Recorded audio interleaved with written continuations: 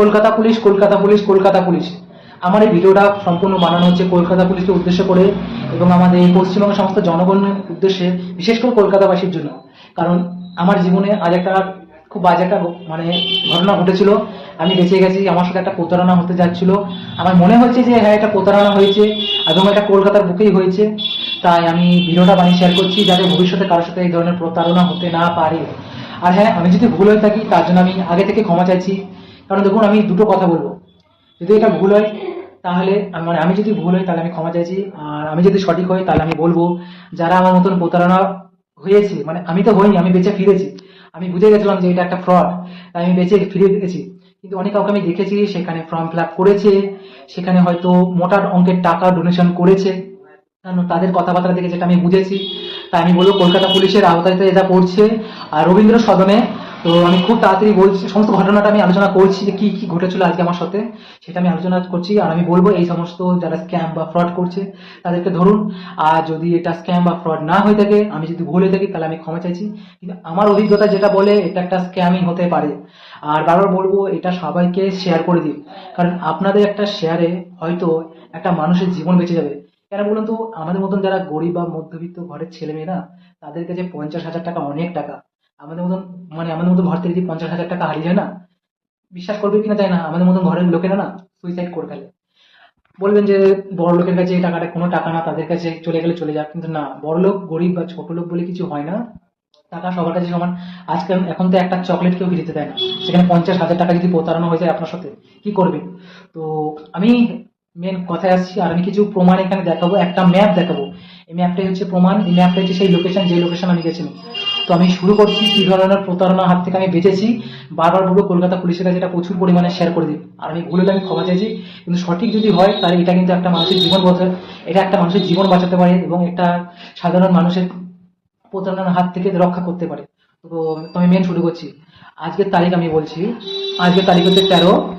আগামী 12 তারিখে একটা জায়গা থেকে আমার ফোন আসে, বলে কিনা ওয়ার্ক ইন্ডিয়া অ্যাপ, যেখানে মানে মানুষকে চাকরির জন্য মানে ওই আপনার ইন্টারভিউ ফিন্টারভিউ নেওয়া হয় না, মানে জব লোকেশন, মানে আপনি যদি জব করতে চান ওখানে জব অ্যাপ্লাই করার মতন একটা ব্যবস্থা থাকে, ঠিক আছে? তো ওখানে আমি আমার মানে আমি আমার বায়োডাটা পাঠিয়েছিলাম। তো আমি জানি না, আমি অনেক জায়গায় অ্যাপ্লাই করেছি, কারণ আমি যতদূর জানি ওখানে আপনাকে অ্যাপ্লাই করতে হয়, কেউ আপনাকে নিজে থেকে অ্যাপ্লাই করে না। তো ওখান থেকে ফোন করে বলে যে আপনি এখানে আপনার বায়োডাটা দিয়েছেন, আপনি কি এয়ারলাইন্সে কাজ করতে ইচ্ছুক? তো আমি বলেছিলাম যে হ্যাঁ, আমি তো জব খুঁজছি। আমি না জেনে শুনেই বলেছিলাম যে হ্যাঁ, আমি তো জব খুঁজছি, আমার কাজ দরকার। এবং তারা আমাকে বলেছিল যে তোমার 25 থেকে 35 হাজার টাকার স্যালারি, তুমি যেই লোকেশনে চাইবে সেই লোকেশনে তোমাকে কাজ দেবো। তো আমি না লোভে পড়ে গেছিলাম, কিন্তু আমার ভেতরে কমন সেন্স যেটা আছে সেটা কিন্তু আমি কাজে লাগিয়েছি। তো সবাই ওরা আমাকে ঠিকানা দিল, প্রথমে হিন্দিতে কথা বলছিল, তারপরে আমি বললাম যে বাংলায় কথা বলুন। তো ও বললো যে ঠিক আছে, বাংলায় সমস্ত কিছু বললো। আমি তাদের কথা মতো শুনে মানে সেই জায়গাটা গেলাম। তারা লোকেশন পাঠিয়েছিল, আমি এখানে লোকেশনটা আপনাদেরকে দেখাচ্ছি, আর একটা ম্যাপ দেখাবো, ওই ম্যাপটা হচ্ছে সবচেয়ে বড় প্রমাণ। তো সেই অনুযায়ী আমি সেই লোকেশনে গেছি, রবীন্দ্র সদনে নেমেছি। এবং রবীন্দ্র সদন থেকে ওই কি রেড অ্যারো, ওই যে ফ্ল্যাট বা একটা লোকেশন আছে, ওই ওই লোকেশন থেকে সোজা আমি গেলাম যে 4 নম্বর ফ্লোর, মানে ফ্লোর নাম্বার 4, মানে 4 নম্বর, 4 তলাতে। যাই হোক, আমার আটকে আছে 4 তলাতে। বললো আমাদের অফিসে চলে আসুন। তো অফিসে গেলাম, সেখানে আমার সিভি বায়োডাটা সমস্ত কিছু জমা দিলাম। মানে ওখানে দেখলাম, আর হ্যাঁ, খুব সুন্দর সুন্দর মেয়ে ওখানে। আমার দেখে যতদূর মনে হলো কারো বয়স হয়তো 21 থেকে 22-এর উপরে যায়নি, ম্যাক্সিমাম 17, 18 কিংবা 19 কি 20। খুব সুন্দর সুন্দর মেয়েগুলো ওইখানে, মানে মানে এয়ারলাইন্সে যেরকম থাকে না এরকম। আর একটা কথা, এয়ারলাইন্সের ক্ষেত্রে আপনারা জানেন যে মেয়েদের 5 ফুট 5, আর ছেলেদের মনে হয় 5 ফুট 7 বা 9 এরকম হাইট লাগে, আমার যতদূর মনে হয়। তো আমি কারোর হাইট সেরকম দেখলাম না, ওখানে আমার প্রথম সন্দেহ আসে। তো রিসেপশনিস্ট আমার সিভি নিল, যে মানে ইন্টারভিউ নেয় তো একটা ম্যাম হতে পারে, কিন্তু একটা রিসেপশনিস্ট আমার সিভি জমা নিল, আমার বাইরের সমস্ত কিছু নিল, দিয়ে একটা ফর্ম দিল, ওই ফর্মটা ফিল করে বললো যে দিতে। আর ওখানে কিছু প্রশ্ন ছিল। আর হ্যাঁ, আমরা ভারতবর্ষে যে ধরনের এয়ারলাইন্সে যাই, যেহেতু এয়ারলাইন্স একটা সরকারি, তো সরকারি জবের ক্ষেত্রে এরকম নাম আমি আগে শুনিনি, আমার নাম মনে পড়ছে না কি ধরনের নাম। আমি এখানে শো করছি, এইগুলো হচ্ছে সরকারি এয়ারলাইন্স। কিন্তু ওরা যে ধরনের এয়ারলাইন্স বলেছিল যে ওখানে কাজ দিচ্ছে, এটা আমার বিশ্বাস হয়নি, মানে এমনই টাইপের মানে নামগুলো। তো যাই হোক, মেন কথা আছে। তো সমস্ত ফর্ম ফর্ম ফিল আপ করলাম, আমার মতো 25 জন ছিল। এবার আমি এখানে একটা হিসাব দিচ্ছি, 25 × 50,000 এটা গুণ করে দেবেন is equal to fraud. Fraud বা স্ক্যাম বা প্রতারণা কেন বলছি, আমি মেন কথায় আসছি। তো এক একটা করে ক্যান্ডিডেট ডাকছে, এবার সব ইন্টারভিউ নিচ্ছে, আমি তো বুঝলাম না। তো যখন আমার পালা এলো তখন ওই ইন্টারভিউতে একটা ম্যাম ছিলেন, উনি বাঙালি না নন বেঙ্গলি আমি জানি না, যাই হোক তিনি একজন হবেন। তিনি আমাকে জবটা বোঝাচ্ছিলেন এবং বলে কিনা তোমাকে মানে একটা ক্রু মেম্বারে যেরকম কাজ হয় বা এয়ারলাইনে যেরকম মানে কাজ হয় না, মানে 25-30 হাজার টাকা স্যালারি বেসেছে, তো সেই টাইপের একটা উনি হয়তো জানেন যে এই স্যালারিতে কি ধরনের কাজ হতে পারে। তো তিনি সেভাবে আমাকে বোঝালেন। তো আমার নলেজ সবাই কিছু জিজ্ঞাসা করলো, আমাকে জিজ্ঞাসা করলো, তো লাস্ট তারপরে বলছে যে তোমাকে একটা ফর্ম ফিল আপ করতে হবে। এই ফর্মটার জন্য একটা রেজিস্ট্রেশন করতে হবে এবং অ্যাডিশনাল চার্জ আছে মনে হয়। তো তোমাকে 50,000 টাকা দিতে হবে। আপনারা বুঝুন, সরকারি কাজ, যেখানে সরকারি কাজ মানে ফ্রি। আমি জানি না প্রাইভেট কোম্পানিতে 50,000 টাকা লাগে কিনা, আর সরকারের মানে এয়ারলাইন্স এর ক্ষেত্রে আমার জানা নেই। এই কথাটা জেনেই আমার মনে হয়েছিল যে এটা একটা স্ক্যাম বা এটা একটা প্রতারণা হচ্ছে। তো আমি আরো জিজ্ঞাসা করি, হ্যাঁ বলুন। আমাকে বোঝাচ্ছে, মানে আমাকে টোপ দিচ্ছে, যেটা আমার মনে হলো। তো বলছে যে এখন তোমার একটা হেলথ চেক আপ হবে, এই হেলথ চেক আপের জন্য তোমার এই হেলথ চেক আপের জন্য তোমাকে 5,000 টাকা দিতে হবে। আমি বলছি যে এই মুহূর্তে তো আমার কাছে তো টাকা নেই, আমি কোথা থেকে টাকা দেবো? বলে আমরা এখান থেকে লোন করে দেবো তোমাকে 50,000 টাকা। এবার তুমি লোন করে টাকাটা দেবে নাকি তোমার বাড়ি থেকে তুমি টাকাটা দেবে, সেটা তোমাকে দেখতে হবে। আর আমি বললাম আমি যদি এক্সামটাতে পাস না হয়, এক্সামটাতে যদি পাস না হও, তাহলে তোমাকে আমি টাকা ফেরত দিয়ে দেবো, মানে 50,000 টাকা যেটা দিয়েছি সেটা ফেরত দিয়ে দেবো। আর যদি পাস আউট হয়ে যাও, তাহলে মনে হয়, তাহলে জানি না টাকাটা দেবে কি দেবে না। আর একটা প্রশ্ন জিজ্ঞাসা করেছিলাম, যদি আমি এখন তো যদি লোন করে না দিতে পারি, তো তখন আমি কি করে দেবো? বলছে তাহলে হয়তো জবটা যখন তোমার হয়ে যাবে, কিন্তু 50,000 টাকা আগে আমাকে দিতেই হবে। বলছে তুমি যদি আমরা যদি লোন করে দিই, তাহলে যখন তোমার জব লেগে যাবে, তো তখন তোমার জবের থেকে টাকা মানে মাইনাস করা হবে, এরকম কিছু বলছিল। তো আমি ব্যাপারটা বুঝলাম না। ওরা বলছে যে ওরা নিজেরাই লোন করে দেবে, তুমি সেটা শোধ করবে। এবার সেটা তোমার পরিবার থেকে শোধ করবে, না তুমি আস্তে আস্তে শোধ করবে, না সেটা তুমি জবের থেকে শোধ করবে, মানে জবটা যখন লেগে যাবে তখন। আর বলছিল যে 45 দিনের একটা ট্রেনিং আছে, জবটা হবে যখন বুঝো। বলছে 45 দিনই তোমাকে এখানে আসতে হবে, প্রতিদিন তোমাকে ট্রেনিংটা দেওয়া হবে। তারপরে নাকি তোমাকে নির্বাচন করাবে, তোমাকে পাসপোর্ট বানাতে হবে, আরে হ্যানা তেনা যা যা একটা লাগে এয়ারলাইন্সের ক্ষেত্রে সমস্ত কিছু। মানে যখন ওরা অনেক পারদর্শী, ওরা জানে যে এই ধরনের একটা কাজের ক্ষেত্রে কি কি লাগবে। তো আমি আপনাদেরকে একটা প্রশ্ন করতে চাই, প্রাইভেট সেক্টর হোক বা গভর্নমেন্ট সেক্টর হোক, একটা অ্যাডিশনাল চার্জ হয়তো থাকে বা একটা ফর্মে হয়তো একটা চার্জ থাকে। তা বলে সেই চার্জ 5,000 থেকে 50,000-এর ডোনেশন বা রেজিস্ট্রেশন চার্জ হয় না। ওখান থেকে আমার মাথায় প্রশ্ন এলো যে এটা সম্পূর্ণ একটা স্ক্যাম, সম্পূর্ণ একটা প্রতারণা। তো আমি বুঝে ফেলেছিলাম। তো আমি ওকে বলেছিল যে যাও তুমি হেলথ চেক আপের জন্য যাও, তোমাকে এখনই 5,000 টাকা জমা করতে হবে। তো আমি বলি যে না আমি করবো না। বলছে করবে না? বলছে না। আমি বললাম যে মানে আমি মাথাখালি বললাম যে আমার কাছে তো টাকা নেই, আমি কি করবো? বলছে আমরা লোন করে দিচ্ছি। আপনারা বুঝুন, ওরা বলছে আমরা তোমাকে লোন করে দিচ্ছি, পরে তুমি লোনটা শোধ করে দেবে। মানে আমি যদি লোনটা নিয়ে নিই একবার, তাহলে বুঝুন হতেও তো পারে। আজ আমি লোনটা করে নিলাম 50,000 টাকা। পরের দিন যখন আমি ট্রেনিংটা দিতে এলাম, দেখলাম যে অফিসটাই নেই। কলকাতা রবীন্দ্র সদনের ঘটনা বলছি, আমার সাথে হয়েছে আজ 13 তারিখ। 12 তারিখে ফোনটা এসেছিল, আজ 13 তারিখ। এখানে দেখুন আমি ম্যাপটা দেখিয়ে দিচ্ছি, এই ম্যাপটা সম্পূর্ণটা আপনার ফলো করুন। এই হচ্ছে ঠিকানাটা। আমি সরাসরি ম্যাপটা নিয়ে আসার আগে আপনাদেরকে সেই নাম্বারটা দেখাচ্ছি। এই যে এটা হচ্ছে আজকের, আর এটা হচ্ছে কালকের, ব্যাস। তারপর আমার মা ফোন করেছিল, আর নেই। এগুলো হচ্ছে অন্য নাম্বার, এগুলো দেখাচ্ছি না। এই নাম্বারটা থেকে আমার কাছে কালকে ফোন এসেছিল দুপুরবেলায়, আমি তখন খেতে বসেছিলাম ওই এয়ারলাইন্সের ব্যাপারে। তারপরে এই আজকের, আর তারা আমাকে হোয়াটসঅ্যাপে একটা লোকেশন পাঠিয়েছিল। দুর্ভাগ্যবশত হচ্ছে আমি হোয়াটসঅ্যাপ থেকে সমস্ত কিছু ব্লক করে ডিলিট করে দিয়েছি। আপনারা হয়তো দেখবেন এটাও আমি ব্লক করে রেখেছি, ব্লক অ্যান্ড রিপোর্ট স্প্যাম লেখা। হ্যাঁ, ব্লকই আছে। তো আমি ডিলিট করে দিয়েছি। তো আর যদি বিশ্বাস না হয় তো আমি বারবার বলবো আপনাদের, এই যে রবীন্দ্র সদন যে জায়গাটা আছে, এই জায়গাটা সিসিটিভিতে চেক করবেন। আমি সত্যি বলছি না মিথ্যে বলছি? রবীন্দ্র সদনে আজ 13 তারিখে আমি রবীন্দ্র সদনে গেছি কিনা সেটা আপনারা ভালো করে চেক করে নেবেন। তো তেনারা আমাকে লোকেশন দিয়েছিল, আমি সেই লোকেশন অনুযায়ী সেই এয়ারলাইন্স জবের জন্য সেই জায়গাটা গেছিলাম। দেখিয়ে দিচ্ছি রবীন্দ্র সদনের কোন জায়গাটায়। সরি আমার কথাবার্তা এরকম আসার জন্য। আপনারা মেন কথাটা জানুন, যেখানে একটা মানুষের জীবন বেঁচে যেতে পারে, এই সমস্ত প্রতারণা হওয়ার আচ্ছা দাঁড়ান, ডাইরেক্ট রবীন্দ্র সদন, এই যে এই জায়গাটা। আচ্ছা, এটা জগদীশ চন্দ্র বোস। এই জায়গাটায় আপনারা ভালো করে দেখুন। তেনারা আমাকে বলেছিল যে রবীন্দ্র সদন মেট্রো এই গেট নাম্বার 1 এর এখানে আসবে। এই যে এখান থেকে গিয়ে এই যে ডান দিকে ঘুরে যাচ্ছি, এই বাঁ পাশেই হচ্ছে রবীন্দ্র সদন। আমি আপনাদেরকে সব আ মানে সরি, মানে বাঁ পাশে হচ্ছে আচার্য জগদীশ চন্দ্র বোস কলেজ। আমি আপনাদেরকে একটা ইয়ে করে দেখিয়ে দিচ্ছি। রোড ম্যাপে দেখিয়ে দিচ্ছি। আচ্ছা। এই জায়গাটা তো। আপনারা দেখুন চোখের সামনে আছে আমি নিজেই দেখতে পাচ্ছি না। এই যে কি লেখা আছে? আচার্য জগদীশ চন্দ্র বোস। এই যেখানে এটা ক্যাথলিন। আমি আপনাদের প্রমাণ দিয়ে দেখাচ্ছি যে ক্যাথলিন আছে কিনা। এই সব জায়গায় প্রত্যেকটা জায়গায় সিসিটিভি বসানো আছে। বিশ্বাস না করলে আপনারা দেখে নেবেন কলকাতা পুলিশ। আমি 13 তারিখে এই জায়গাটায় গেছিলাম কিনা। সময় আমি বলে দিচ্ছি। তখন আপনার সময় হয়তো ওই 10:30 থেকে 11:30 মধ্যে। আপনারা দেখে নেবেন। নীল কালারের জামা ছিল আমার। আর ফর্মাল ড্রেস ছিল, কালো কালারের প্যান্ট। এই জায়গাটা থেকে আমি এই পারে পার হই। এবার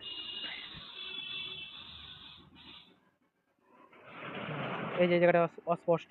এটা এরকমই। আমি আপনাকে দেখাচ্ছি না কেন আমি জানি না। এইদিকে রেড অ্যারো আছে, হ্যাঁ? ওই রেড অ্যারোর ভেতরেই ওদের একটা অফিস আছে। 4th ফ্লোরে আমি গেছিলাম। অফিসটা পুরো মানে একটা প্লেন যেরকম দেখতে হয় না অফিসের ভেতরটা ওরকম অ্যাম্বিয়েন্সটা, একটা এয়ারলাইন্সের অ্যাম্বিয়েন্স যেরকম হয় সেরকম অ্যাম্বিয়েন্স। খুব সুন্দর সুন্দর মেয়েগুলো ছিল। সত্যি এইভাবে বলছি বলে কেউ খারাপ মনে করবে না। মানে আমি জানি যে এয়ারলাইন্সের ক্ষেত্রে আমরা জানি যে একটা মেয়ের হাইট মিনিমাম 5 ফুট 5 ইঞ্চি দরকার।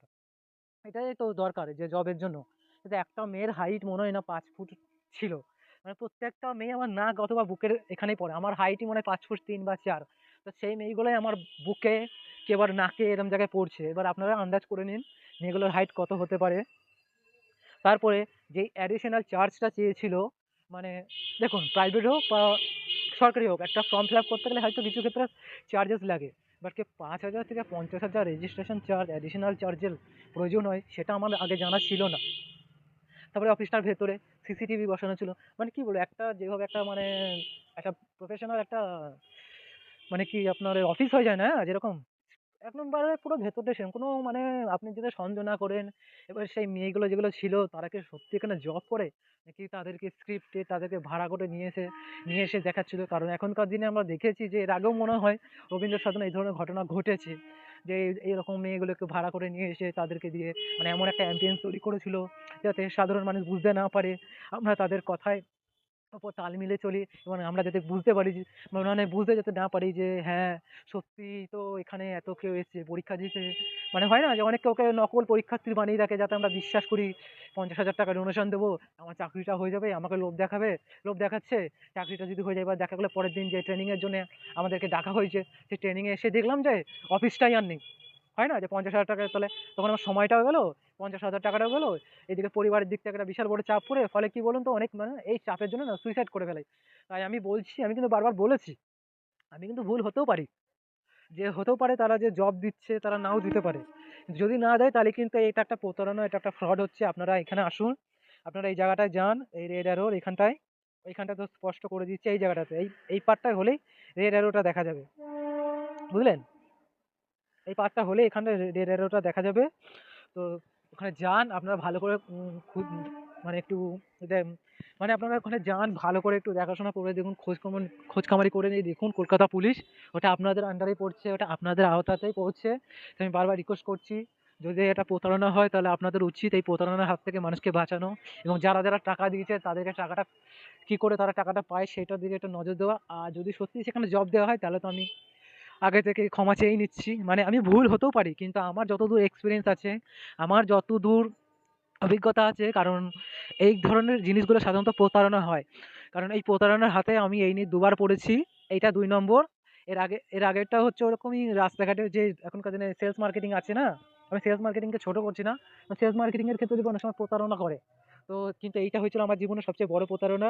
50,000 টাকা অনেক টাকা। আজকাল আপনাকে ৳১ চকোলেট কিনে দেয় না, সে জায়গায় 50,000 টাকা তো একটা বিশাল বড় অ্যামাউন্ট। আপনি কি কাউকে 50,000 টাকা ফ্রিতে দিয়ে দেবেন? কখনোই দেবেন না। তাই বলছি টাকাটা কিন্তু অনেক বড় অ্যামাউন্ট। আমাদের মতন ঘরে বলে না সবার ঘরে 50,000 টাকার একটা বহুত বড় অ্যামাউন্ট। এই অ্যামাউন্টটা যদি প্রতারণা হয় কেউ তাহলে সত্যি বলছি একটা বহুত বড় দুর্ঘটনা হয়ে যাবে। কারণ হয়তো এই টাকাটা কেউ তার সারা বছরের সঞ্চয় করে তার ছেলের পেছনে খরচা করছে। আবার কেউ হয়তো একদিনে কামিয়ে নিচ্ছে। কিন্তু মেন কথা হচ্ছে এটা অর্থ। আর অর্থ কিন্তু মানুষ কষ্ট করে খেটে খুঁটে জমায়। তাই না? মানে সঞ্চয় করে। এবার বুঝুন এই যে আচার্য জগদীশ চন্দ্র বোস খুব সুন্দর জায়গাটা। এত সুন্দর জায়গা যে এই ধরনের প্রতারণা বা ফ্রড কেন যে হচ্ছে আমি বুঝতে পারছি না। তো আপনারা বুঝতে পারলেন। আর বারবার বলছি অফিসটা এত সুন্দর বানিয়েছে, মানে পুরো যেভাবে একটা প্রফেশনাল, যেভাবে একটা মানে একটা অফিস হয় এয়ারলাইন্সের, তো ঠিক সেরকম। আর মেয়েগুলো খুবই সুন্দর দেখতে, এত সুন্দর করে ট্রেন করেছে। আর সবার হিন্দি কথা, একটা সত্য কথা যে ওখানে সবাই হিন্দিতে কথা বলে, মানে বাংলা কথা বলতে গেলে প্রায় চলে না, বোঝে কিন্তু বেশিরভাগটা হিন্দি কথা। আর আপনাকে এমনভাবে বোঝাবে, মানে সত্যি সত্যি মনে হচ্ছে জব দেওয়া হচ্ছে, আপনাকে লোন করে দেবে, বলবে হ্যাঁ স্যার আপনি কিন্তু আমরা লোন করে দিচ্ছি, আপনি শোধ করবেন। মানে কি বুঝেন, বুঝতে পারছেন যে আপনাকে তারা লোন করে দিচ্ছে। এবার যদি শোধ করতে না পারে সেটা তো আপনার উপর নির্ভর করবে না, যে আপনাকে দিতে হবে, তারা তো টাকা নিয়ে ঠিক ফেটে পড়বে, তাই না? তো এইগুলো যদি এই ধরনের যদি স্ক্যাম প্রতারণা হয়, তাহলে বলুন তো কি হবে আমাদের মতন ঘরের ছেলেদের। তাই বলছি কলকাতা পুলিশ এই দিকটা একটু নজর দিন, আর এই জায়গাটায় যদি এই প্রতারণাটা সত্যি ঘটে থাকে, তো এই প্রতারণাটা যাতে আর না হয়, তাদেরকে রক্ষা করুন। হ্যাঁ, এইটুকুই বলবো। আর ফোন নাম্বারটা আমি দেখিয়ে দিয়েছি, দেখুন ফোন নাম্বারটা, এই যে রবীন্দ্র সদন, দেখতেই পাচ্ছেন। এখানে বেরোবেন, ডান দিকে ঘুরবেন, আচার্য জগদীশচন্দ্র বোস এই কলেজের ওই অপোজিট সাইডে রেড রোডের ওখানে চলে যাবেন, 4 নম্বর ফ্লোরে এই অ্যাড্রেসটা। যদি এটা লিগেল অফিস থাকে তাহলে তো অবশ্যই এটা দেখতে পাবেন, খোঁজ খবর করে দেখবেন। আর যদি এটা অবৈধ হয়ে থাকে তাহলে দেখবেন হয়তো অফিসই নেই, কালকে সব মানে আজকে 13 তারিখে যাদের টাকা পয়সা পেয়েছে, হয়তো টাকা পয়সা নিয়ে ফাঁস মেরেছে, সোজা কথা আমার কাছে। কারণ আমি সবার আগে মানে চাকরি না, সবার আগে দরকার একটা মানুষের জীবন। সে যদি বেঁচে থাকে তাহলে সে অর্থ ইনকাম করবে, তাই তো? যদি আমার কথাটা বুঝতে পারেন তাহলে আমার সাথে একমত হবে। যদি একটা মানুষের জীবন থাকে তারপরে সে কর্ম করবে, কর্ম যদি তার জীবনটা যদি না থাকে তাহলে সে কর্ম করে কি করবে? তাই বলছি যদি এটা প্রতারণা হয়ে থাকে তাহলে এর বিরুদ্ধে আপনারা একটা অ্যাকশন নেন। আর যদি প্রতারণা না হয়ে থাকে তাহলে আমি আন্তরিকভাবে ক্ষমা চাইছি। কারণ দেখুন ভুল মানুষ মাত্র হয়, কিন্তু আমার অভিজ্ঞতা বলে ওইটা প্রতারণা ছিল। কারণ প্রাইভেট সেক্টরই হোক বা গভর্নমেন্ট সেক্টর হোক, কোনো সেক্টরই 50,000 টাকা রেজিস্ট্রেশন করতে পারে বা অ্যাডিশনাল চার্জ হিসেবে নেওয়া হবে না, যে যাই বলুক। তো ব্যাস, এবার শুনুন বাদ বাকি আমি কি বলি। আপনারা ঠিকানাটা দেখেছেন, এই ঠিকানাটাতে যান, কলকাতা পুলিশকে বলছি রবীন্দ্র সদনের এই ঠিকানাটাতে যান। দেখুন এটা একটা স্ক্যাম হচ্ছে না প্রতারণা হচ্ছে। কারণ সত্যি বলছি, আমাদের মতন একটা গরিব ঘরে, আমাদের মতন একটা মধ্যবিত্ত ঘরে 50,000 টাকা বিশাল টাকা। এই টাকা যদি আমাদের থেকে গচ্চা চলে যায় না, বা আমরা যদি প্রতারণার শিকার হয় না, আমাদের মতন ঘরের ছেলেমেয়েরা না সুইসাইড করে। সত্যি বলছি, আমাদের কাছে এই টাকাটা অনেক বড় টাকা। তাই একটা গরিব ঘরের একটা সন্তানের যদি আপনারা জীবন বাঁচিয়ে দিতে পারেন এই ভিডিওটা শেয়ার করার মাধ্যমে, তাহলে খুবই উপকার হবে। আমি ঠিক বোঝাতে পারছি না, কারণ আমি কখনো ভিডিওতে সেভাবে এভাবে আসিনি। আমার হয়তো অনেক ভিডিও আপনারা দেখেছেন, কিন্তু এই টাইপের ভিডিও কখনো দেখেনি।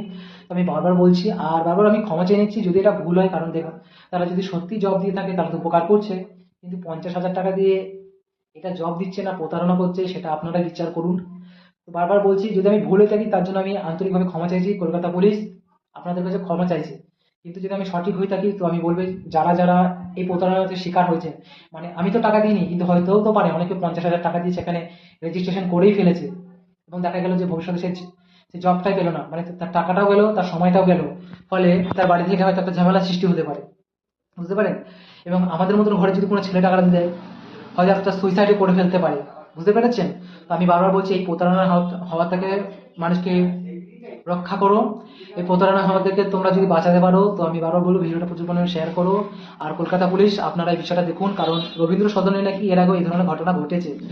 আর সব থেকে ভালো, লাস্ট আমি একটা কথা বললাম, চ্যাট জিপিটি এখনকার দিনে জানি তো বহু ধরনের এআই অ্যাপ হয়ে গেছে। আমি এআই অ্যাপের মাধ্যমে দেখেছি এই ঘটনাটা, আমি লিখেছি, তো ওইখানেও রেজাল্টটা এটাই বেরিয়েছে যে এটা একটা স্ক্যাম, এটা একটা প্রতারণা। এখানে সুন্দর সুন্দর মেয়েকে নিয়ে রিসেপশনিস্ট, তারপরে বলে না যে মানে এই ধরনের যে মানে মানে যারা জানে এরকম মানে একটা তাদের একটা স্ক্রিপ্টে দিয়ে থাকে, ভাড়া করে আনে, 5,000 টাকা অ্যাডিশনাল চার্জ নেয়, রেজিস্ট্রেশন ফি, তারপরে 50,000 টাকা বিদেশ ভ্রমণ, এই ভ্রমণ, হ্যাঁ না তেমন অনেক ধরনের লোক দেখায়। তারপরে তুমি যদি টাকাটা দিয়ে দাও, ব্যাস, টাকা দিলেই তুমি ফেসে যাবে।